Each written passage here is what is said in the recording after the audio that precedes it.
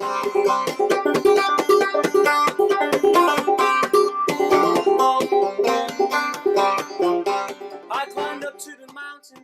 going to have a whole series of short talks from a number of our postgraduate researchers. And then we'll have time for discussion and questions and answers at the end. So without further ado, I want to welcome our first speaker, Frances Butterworth Parr. And I will let you take it away, Frances. Thanks, Matt. Thank you. Are we up? Yes, we are. Right, okay, guys, I'll be discussing video games as metaphor in contemporary literary culture with you briefly. Matt, if you could move on, here's a list of what we'll be discussing today. First, I'll explain what my title means. Then I'll try to convince you why you should care. And then finally, I'll touch on things I've discovered and what they mean for you. Matt, if you could move on. First, my title's least sexy word, metaphor. Metaphors teach us about objects in the world by misdescribing them. So here's a famous example. Juliet is the sun from Romeo and Juliet, written by esteemed Renaissance playwright Matt. Baz Luhrmann. Matt. Here's Juliet being coy around a fish.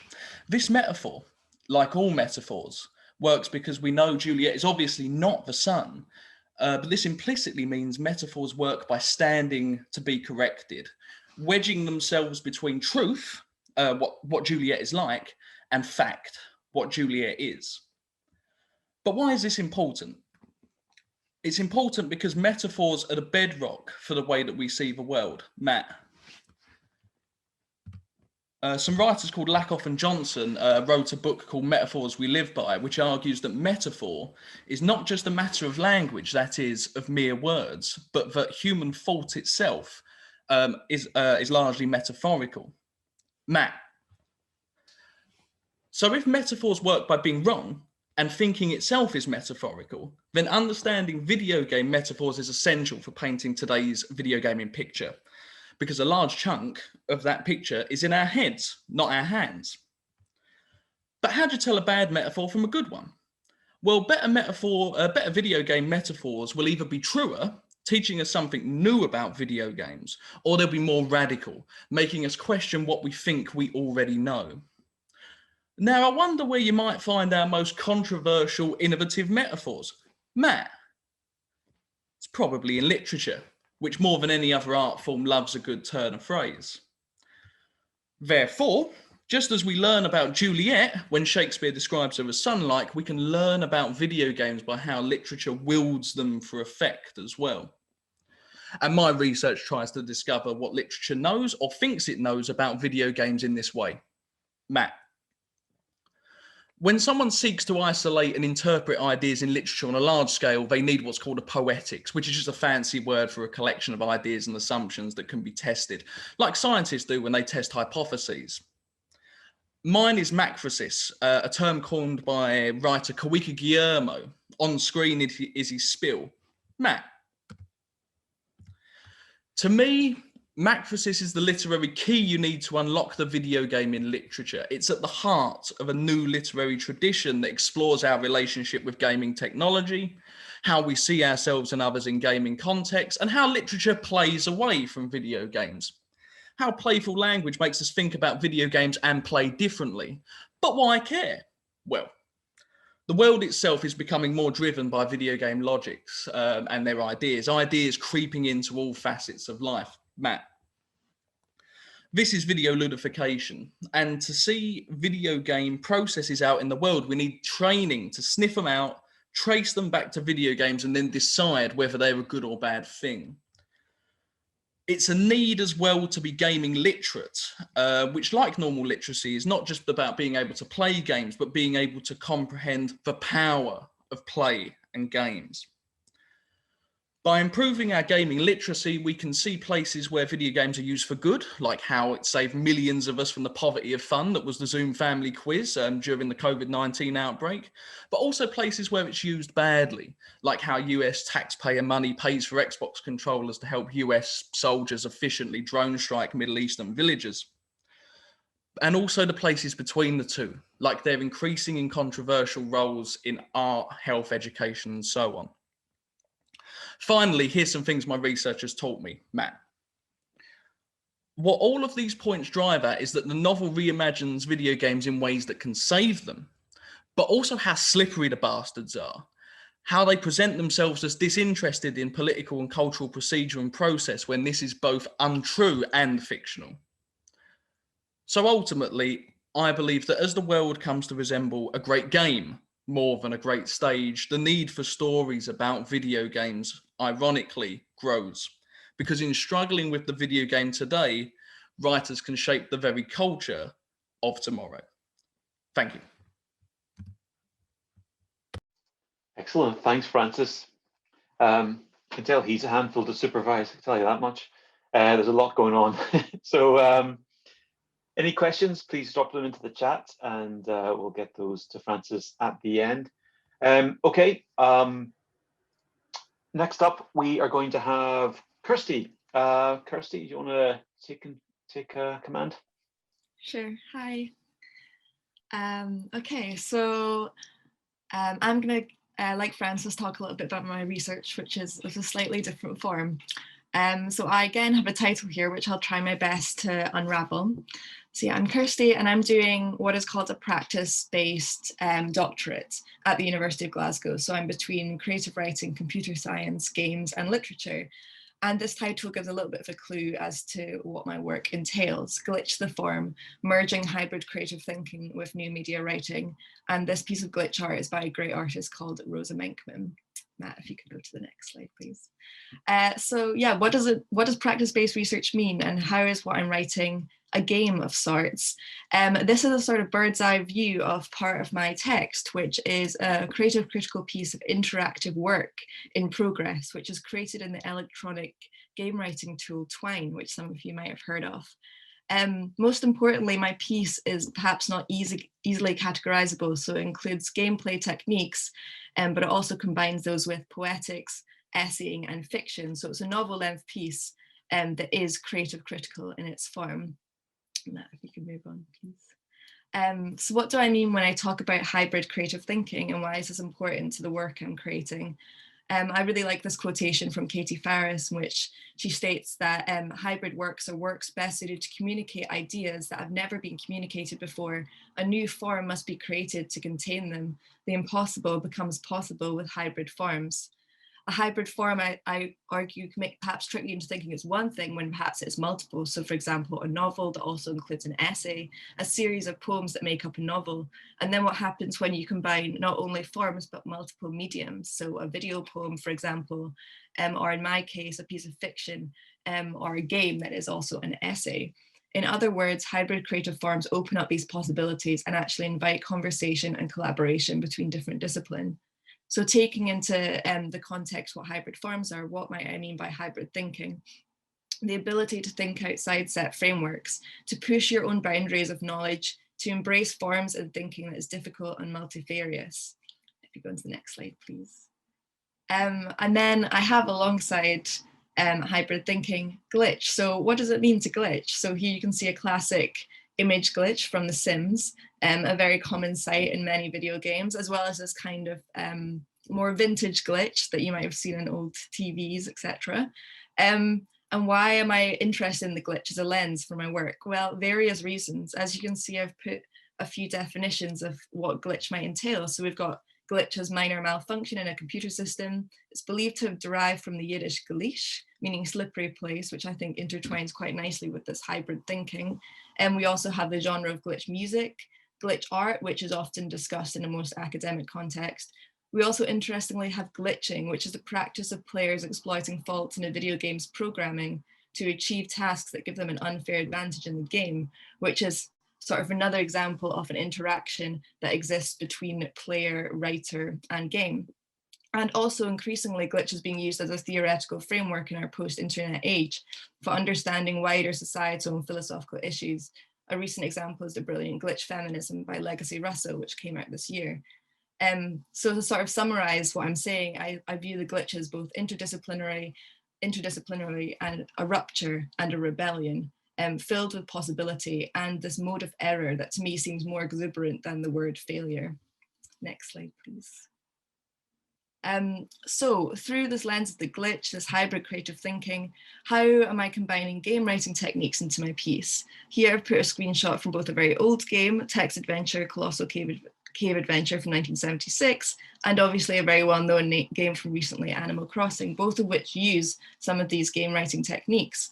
On a very basic level, the non-linear storytelling, which you could tell from the kind of branching storylines you could see, variables, so that might mean keeping track of a score, or possessions that might later affect the narrative in some way. Randomization, so completely different points coming up for different players. Kinetic text to image, I'm increasingly using outside data so that I have almost less control as a writer, which can invite either deliberate or indeliberate glitches as well. This idea of looping and entrapment is quite important for my piece, which is very much about interior and emotion. As I mentioned, deliberate glitches I'm very interested in, and of course sound, image and text, and mine is primarily interested in text and how gameplay techniques can interact with this, so kind of harking back a little bit to the text-based adventures and interactive fiction. Next slide. So finally, to kind of summarize up some of the central ideas that I'm exploring at the moment by writing interactive fiction, I'm looking at the idea of emergent gameplay, which some of you might have heard of. Very simply, this is a game design term that refers to video game mechanics that change according to the player's actions. So as my piece is increasingly including ideas around essaying, what does it mean to essay, to try, in other words? I'm proposing the term emergent essaying as a connective term that links together ideas around emergent gameplay with an active digital born form of essaying. Most importantly, this encourages openness. It utilizes gameplay techniques, for example, to navigate ideas, with room to explore more ambivalent modes of thinking that are capable of change and not restricted. And I would argue that this wouldn't even need to just be restricted to the sphere of games. It could also function as this interdisciplinary, theoretical and practice-based framework. So game influencing essay and essaying influencing the idea of a game. Next slide. So I'm going to finish up there, but I think my final point would be that if you have no experience of writing games, I would definitely encourage you to try it. I don't come from a computer science-based background, and it was through Twine that I saw the possibilities of what you could achieve. So this was a longer story that I wrote a wee while back. And there's a great book here about interactive storytelling for video games, and that I really liked, in which they said, they're the brave few who strive to create new and different types of stories and storytelling methods. They push forward with new media and new ideas, many of which challenge the very foundation of storytelling itself. Thank you. Yeah, let's do that. Let's get a round of applause in after each of the speakers here. Come on. Thank you. This one's for Francis too. Thank you so much, Kirsty. That's lovely. It's a really interesting project, so I hope there'll be some questions about that at the end. Okay, next up we have got Monica. Now, sorry. Okay, let's get this started. Hi, I'm Monica Vázquez. I'm doing a PhD at the University of Glasgow about the never-ending immersion. Next, please, Matt. Basically, what I'm the other way. Thanks. Basically, what I'm doing is that I'm studying the parallels and the difference between fantasy literature and virtual reality as tools for immersion. And I'm using The Never-Ending Story by Matt Glende to do this. I don't know if you've read the book, you probably heard of the movie, or maybe you've watched the movie, but basically the book is about this boy that reads a book and enters an impossible world and inhabits it. And by inhabiting it, he changes, he becomes someone different, and he reshapes that impossible world as well in that journey of self-discovery. Next, please, Matt. So I thought that I would study what is immersion and how does it work. And this is basically a rundown of the path that I will be following. I will be looking at immersion through 3 different standpoints: the virtual gaze, the virtual space, and the virtual self. I just gave these names. I don't know if I'm going to keep them in the end, but they work. So they work well so far, so I'm using them. In the virtual gaze, I'm studying perception, imagination, memory, and language. It is basically impossible for me to define what it is immersion without understanding first how we look upon the world and how we make up the concepts, the language in which we decide to allocate meaning to the world that we inhabit. So I think that looking into perception, imagination, memory, and language will help me grasp that correctly. In the next step, I'm going to be looking at virtual space. I'm just going to be comparing what space and place are, why are they different, what is the meaning of interaction, what is embodied mind and the extended mind, which means basically how does our relationship with our body shape our relationship with our space? What is the difference between mind and brain, body and mind, and what can we learn from that debate? In this specific chapter as well, I'm going to be looking at as well at video games and how enriching narratives with with the potential actions can enrich and change the whole narration by themselves. So I think that's very interesting to look at when we're studying what interaction in space is. And then in the virtual self, I'm going to be looking at consciousness, identity, meaning, and then obviously just pouring all that down into literature and virtual reality. I chose those two because I think that they are basically in means of immersion and interaction, complete opposites. So I thought it would be interesting to compare them and have them stare at each other and see what books teach us of ourselves, of immersion and consciousness, and what VR can teach us in that regard as well. Next, please, Matt. This is my favorite thing that has happened this year. It's, I don't know if you've seen this. This is a Zoom meeting with some lawyers and some judge. And one of the lawyers that had to say something had a filter of a cat on it that he couldn't get off the screen. So he kept saying to the camera, "I'm here, Mr. Judge. I'm not a cat. I'm live. I'm here. I'm not a cat." And I thought it was hilarious. Everyone thought it was hilarious, obviously. And I just thought it would work really, really well with what I'm trying to do here. He claims he's not a cat. But for me, that I don't know who this dude is, he's a cat and he will always be a cat. So I think that the virtual representation of who we are and how we are connecting with each other, between each other, especially now with the pandemic, I think it's been a really, really good preamble to what is going to come with VR in the future. I think we are going to be more and more who we are in virtual conceptual environments rather than the physicality of actual worldly interaction. So I thought it was a really good example to share with you. And also, it's a wonderful meme. So there you go. Next, please, Matt. One of my main philosophers that I'm using so many, I shouldn't because, anyways, I'm sorry, Matt, you have to read all my stuff. Anyways, this is Ortega said, and he said that I am me, or I am I plus my circumstance. I think that with this, he claims that your identity is not only formed with the things that you assume that you are, but also how you build yourself every day through the experience of actually living. So we are constantly changing, and the virtual world is also changing us. So yeah, there you go. That's my favorite quote of the day. And that is me. I think there's nothing else done. Can we pass to the last one? And yes, that is my contact information. I am here all year, apparently still in my house because we're still in lockdown. So there you go. Thank you so much. Thank you, Monica. If we all take a moment to unmute and give Monica a round of applause. Always a pleasure to read your stuff, Monica. Don't worry.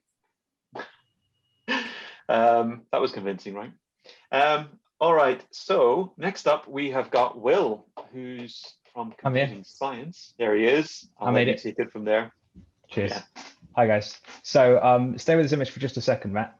Here we've got this idea of balancing games, which is essentially changing the rules, the mechanics, the configuration, whatever you like of some game that you have to try and make it fun to play.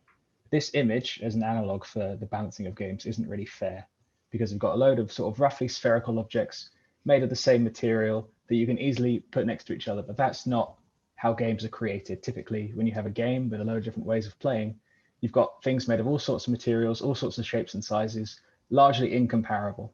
So how do you weigh them up together? How do you make sure that they together create some fair ecosystem? Next slide, please, Matt. So when balancing a game, the things that you need to do, you need to somehow find a way of enumerating the various ways of playing a game. So that to me is an abstraction of the material that you select, so the car that you drive, the weapon that you wield, or whatever it might be, and then all of the strategies you can use with those materials. And there will be, in modern complex games, approaching an infinite number of these. You then need to compare each of them to every other possible way of playing. So infinity squared or wherever we're at now. You need to then say, of any of them, are they too strong? Are any of them dominant? So if you were to think of noughts and crosses, everyone knows if you go in the corner and then your opponent goes in the middle and you go in the other corner, then you go in the side, etc., etc., it's a draw, and it will be a draw every time. This is the dominant strategy for noughts and crosses. And the problem is, once both players know this strategy, they're going to use it every time. And the game is no longer fun to play because people no longer vary their strategies. There's no more exploring to do. So we can't have dominant strategies. Similarly, we can't have dominated materials or dominated ways of playing. If, as developers, we've created some way of playing our game or envisaged some way of playing our game, and we find out from comparing all the ways together that there's no way in which it's viable, then we've wasted our time. All that time spent coming up with the idea, drawing it, animating it, doing the voiceover work, preparing it, what have you, go in the bin, right? So we don't want that either. And then you've done all your comparisons, you've somehow enumerated everything, you've made sure that you've identified what needs to change, you change it, and then you have to start again. Because any small change to any small part of the system entirely changes the ecosystem of the whole game, which is nightmarishly complex. So how do we do it? Next slide, please, Matty. Here, starting on the left then, here is a game. Here's Overwatch. And we'll take the game and we'll do clever computer stuff and write a big mathematical model of it that the computer can understand. So take the game, break it down to its composite parts, and then describe in exhaustive detail every possible state one can reach in this game. And this gets you to a model. So this image here is a scary looking Markovian chain. And these are good friends of mine, these Markovian chains. So what we say to them is, all right, computer, here's how you can play the game. What do you think? What can you do? Have an explore. We put it in various situations. So we say, can you win the game in the next 10 seconds? If you have to choose this material, what will you do if you're trying to win? If your opponent's using this material, what material will you choose to best beat it? You run a series of simulations and you solve a load of questions about the game. And what you get from that is a series of insights. So if you're a keen fan and you read these and they're offensive, I apologize. I just wrote them. They're not real things, right? Don't be offended if I've upset your favorite character or something. We get from this and the analysis of what the computer tells us, we get a series of insights about the game, which we can then use to redesign the game, to tweak things, to change things, and then we do it again. And you'll see that this is a cycle. We keep doing this until people stop paying us to do this, until people stop playing the game. You have to do it for the entire lifespan of the game, which is adding to the complexity of the fun game balancing problem. So on this scale, clearly, I'm not going to do anything because I'm not a generational talent. So we have to sort of narrow the scale slightly. Matt, final slide, please. So here is a very small mobile game that we made as a case study for this. You can go and play it if you want. I don't know if you'll have anyone to play against. I know Matt's daughter was a fan for a while. She might still be there. So let's go from Overwatch, where you have whatever it is, 30 characters that can run and jump and shoot and what have you, to there are 8 characters and you can choose 2 of them. And on a turn, you choose one of them to attack one of the other ones. Suddenly we've narrowed down our scope to something that's a bit more feasible to start with, right? And the question that I'm asking, essentially, another way of rephrasing this game balancing question is, given we know values for some of these characters, let's pick the knight, the archer, and the wizard, for example, and we have some other values for this third character we want to judge. The question I'm essentially spending 4 years asking is, how accurate should the wizard be? Question mark, close speech marks. That's what I've spent 4 years doing, and we have some ways of doing it. We're trying it. It's very, very hard. But any way of automating this is going to be invaluable to everyone. That's the hope. And I should thank my artist for doing all the drawings, because I can't draw and his work's really pretty. That's it. Thanks. Brilliant. Thanks, Will. Let's unmute and show our appreciation. Woo! That's great. The game is great, according to my 10-year-old, although she kind of still thinks that noughts and crosses isn't shit. So what can I say? Right. Okay. Keep those questions coming, and we'll post those at the end. Next up, and finally, we have got where we go. We've got Lauren. I'm just checking. I've got the slides. Lauren, when you're ready, you kick it off. Oh, sure. So, hello everyone. Today I'm going to be sharing with you a summary of my research so far into my master's thesis on gaming preservation. I'll lay some initial groundwork with the problems that games face in being preserved, and then we'll look at how fans have responded to it with their digital archive. So first things first, games come under complex digital objects. And what that means is that they're really thorny to preserve. They have ports, patches, and need different kinds of hardware and peripherals to run. So scholars such as James Newman have asked, well, what version of the game do you preserve? Is there some kind of golden original source code data that we can keep locked away in a safe and have done with it? Well, not quite. A lot of people's original experience with games are dependent on external factors outside of the code itself, such as peripherals and screens. Currently, there's not really a kind of significant effective international effort to preserve games and keep them accessible for audiences. Instead, gaming fans have done it outside of the traditional institutions such as the museum, operating in legal grey areas, if not outright illegality. They maintain databases of digital rips of games that allow anyone to download and play them on emulators. And it's this method of preservation that my research is concerned with, fans emulating on modern computer systems to enable the activity of playing the game to continue. Preserving original hardware isn't quite in their remit because long-term, wide-scale, there are kind of inevitably lost causes as older peripherals such as CRT screens become scarce and it's just not as accessible. So fans operate in the digital realm. Now, how does this digital archive function? Well, Diana Taylor described what's called the repertoire, and this is the transmission of knowledge through mimesis, copying the behavior of another.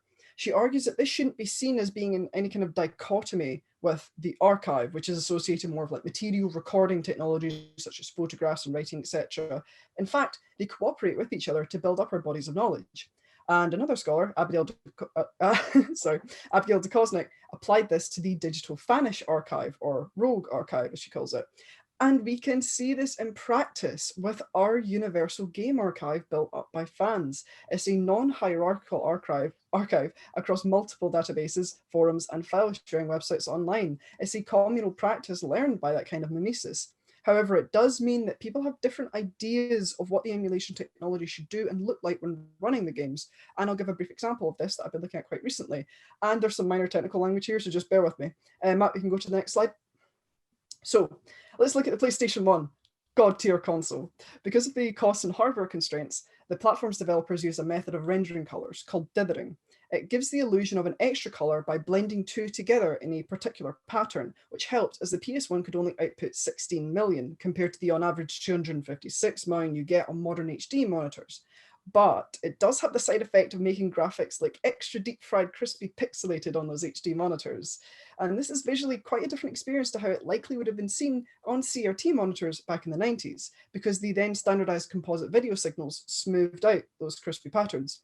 And we can go to the next slide. Anyway, the developers of PS1 emulator, EPSXE, implemented what's called 32-bit rendering. And all that means is that those dot matrix crispy patterns are turned into smooth gradients on our HD monitors and overall actually look more akin to the CRT monitor output. But here we can come to a kind of interesting problem about what this does to the game. We can ask, what's suitable for the preservation purpose?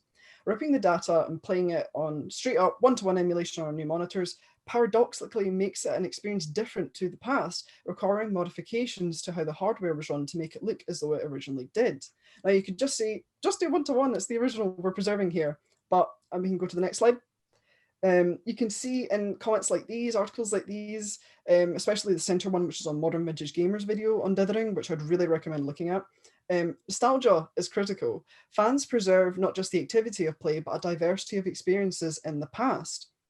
And I'd argue that this comes under the umbrella of remediation. How new media, like our HD monitors and devices, they're not wholly separate, they're not singular, not wholly separate from older media, but incorporate and build upon it. A big example of this being, say, vintage analog film grain filters that you get on Instagram, a digital platform for digital images. But the interesting thing is that we're not degrading the image here. We're not trying to give it that sort of imperfect texture associated with analog to digital remediation that the likes of, say, Dominic Schrey and Marianne Dwayne describe. Nostalgia is associated now with the seamless CRT image, which is analog. Dithering is seen as an unfamiliar artifact, unassociated with the past, even though it was baked in as a key feature as to how the PS1 platform could work. Now, this is just a microcosm of the problems that you encounter preserving games, but we need to remember here, choice is available in this digital archive. Players can customize their experience to play it with or without dithering, but the knowledge of how the pattern worked is still there. It said that fans privilege play with emulation, but I'd say there's something more going on here. The experience of the digitized archived game has become diverse. It develops software that ensures not just plain accessibility, but one that advocates for choice in how you experience gaming's past and intrinsically how the hardware worked, even in its undead sort of virtual state. And it's these little paradoxes that I just described that you get with trying to preserve complex digital objects that can tell us interesting things about where digital archiving is at and where it's going. And the next slide here is any literature that I referenced. Thank you. Thank you, Lauren. Let's unmute and show our appreciation for Lauren. Woo! Thank you. Brilliant. So we've got a bunch of questions here. We have limited time to get through, so I'll pick out a few. We can quickly disregard any questions from David Farrell, so that narrows it down. Question here from a ne'er-do-well called Gabe for Francis. Francis, Gabe is interested to know what you think about the potential of metaphors to obscure meaning as well as producing it. And are there any use of video games as metaphor which misrepresent their meaning or perpetuate misunderstandings? Yes to both. Metaphor itself is a very strange linguistic device, because if you think about describing something as something that it's not, and we consider that to be a good, interesting, innovative explanation of it, we like I say, we're really driving a wedge between what we believe to be true about an object and what is actually fact. If we say that we think like that, then we need to start thinking about how we separate truth and fact, and perhaps one of those is not as quite as important as the other. Think about things like the rise of Trump, fake news, conspiracy theories. These are true for these people, but they're not factual. And this is built into the mechanics of metaphor, and video games do this all the time. Like we understand. So when I say something and I say this is blah, I'm making what we call a positive assertion. So like I'm positing something. Metaphors often work negatively. So they say, you believe that, you're wrong. And we see that very often in literature. So a good example would be in Neuromancer, where using video games as the ancestor to things like sophisticated VR, sophisticated AR, suggests that we don't see the dangerous potential of video games now, because they're going to turn into those things. And that's potentially very dangerous. And writers are very good at linking those dangers up to our present objects, which seem so benign. Yeah, I hope that answers your question. Sounds good to me. Yeah, Gabe says thank you. Got a question here for Kirsty from John. It's about speedrunners. So how do you view speedrunners utilizing glitches to complete the games faster than intended? Is that the act of rebellion that you mentioned, or does the fact that needing to use these glitches to keep up with speedrunning leaderboard scores actually rob the act of its rebellion? Interesting question. Over to you, Kirsty. I think that's really interesting, because it asks, like, where does the glitch begin and end? Like, if everyone's using these glitches to get to a certain stage in a leaderboard, is it then functioning as the original glitch, or is it just now an integral part of the game because everyone's now doing it? I guess it brings up questions like that, which are definitely fascinating, because when I'm talking about glitches rebellion, I do mean it in quite an expansive sense, I suppose, in that it's a rebellion against the expectations of the game or the narrative. For example, it's sort of putting your own mark on it as a reader, which brings to mind things like Death of the Author by Roland Barthes and other older theory around how much influence the reader, or in this case player, has. But yeah, I think that's a really fascinating one, and there's not like a clear-cut answer. But if many people are using the glitch, I suppose it is still in many ways an act of rebellion, like the verb I used, glitching, when players are sort of sharing glitches that they can use. I think it is kind of functioning as an underground kind of alternative way of accessing the game. But I think the speedrunning one is interesting, because if it's now necessary for the game, is it therefore always functioning as a glitch? So I don't know if I have a clear answer there, but I think that's a really fascinating kind of grey area. Yeah, it's a really good question. Actually, something we'll maybe discuss in one of our meetings at some Yeah, point. good actually. One for Monica here. I understand that you've had something of a background in VR. You've worked with VR before. And how have you found that useful to draw on during your research? So having worked with VR in the past. Well, obviously, it's extremely useful. Thanks for that question. It's a really good one. I did work more in the marketing department, so I was the person trying to convince brands to pay for VR experiences. So in that convincing, I think I got to understand a little bit more of the potentiality of virtual reality, and having that firsthand experience allowed me to see how things work behind the scenes and how the designers do it and how the writers write specifically for VR, which is different, or starting to be now more different, which is more interesting. So yeah, definitely it's helping a lot when I'm trying to understand what's the value of the virtual. Yeah, that's something that's sometimes overlooked, is knowing a little bit about what's happening under the hood whenever you're analyzing these objects is quite useful. Great, thank you, Monica. Thank you. Okay, quite a few questions for William. We'll just okay. I'll maybe I'll let one in from David, shall we? So yes, he picked up on your friends the Markov chain diagram, which I think we all enjoyed. You're taking a stance on solving balance, but he's saying that that would simply prioritize a kind of raw win-loss type of balance. But what about a cool kind of balance? So I think it's maybe getting away from the numbers and seeing, maybe is a little bit of imbalance cool, perhaps? Maybe that's the question. Yes, yeah, a little bit of imbalance is important. If you perfectly balance a game, if you have everything on a level, then there's no point in choosing anything. So rather than creating this huge range of things you can choose from, suddenly you've essentially made everything the same sort of soupy, porridgey consistency where it doesn't really matter what you've done. They're all just, the same shade of gray, really. So in terms of balancing cool things, you really need to think about, as I understand it, one needs to balance for the different levels of users you have, the different types of users you have. And in terms of balancing for skill level, that's a really prescient issue, actually. So if you look at League of Legends at the moment, they've got this new sort of 4-stage balance process where they have these 4 groups of players from the very, very top level, because the thinking has been for 10 years now, you balance for the very, very top level. You balance for the top 0.1%, balance for pro players, which just doesn't work for other people. So you'll have your Street Fighter characters who are very good at just punching. You just press triangle over again and you can have great success. And they're important because you need to get people into the game and have them doing well.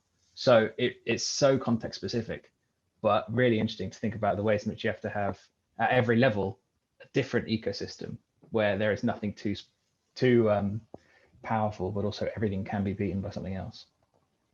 Brilliant. Thanks, William. David has the cheek asking about how to make something cool. He's the last person to know. We've got lots of questions here for Lauren. Let's see. Yeah, there's one here from Jed. Is there any conflict between preserving the code of video games versus preserving the playing experience? Any conflict there? Well, yeah, in some ways, I guess that was what my research is considering so far. I mean, one of the things that I'm looking at right now, I think I might even mention it in the description, was the game Eternal Darkness: Sanity's Requiem. So one of the things it did was used a mechanic called the sanity meter, right? And it would basically trick you into thinking that your console had gone bust. By one point, it crashed by bringing up a blue screen of death. That was kind of fake with the text, but it's that one split second when you see the blue screen of death and you think, oh God, my console's gone. All my, usually associated with data loss or something's going, badly wrong with it. And you don't get that experience anymore just by preserving the code directly. And I think there's inevitably some losses with the passage of time when it comes to games like these that rely so much on, say, the aesthetics of technology of their time. But I guess part of what I'm looking into as well is the way that if all this archive is digital and spread across so many websites, what other information is integrated with that? And, if you look at Eternal Darkness now, a lot of the time you're Googling it, and so and so it's connected to other websites that discuss its impact.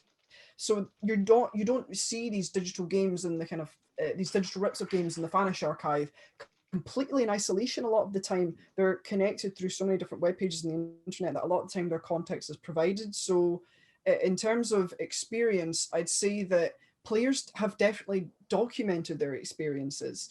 There's been numerous papers on that. I'd say in the book, what's it called?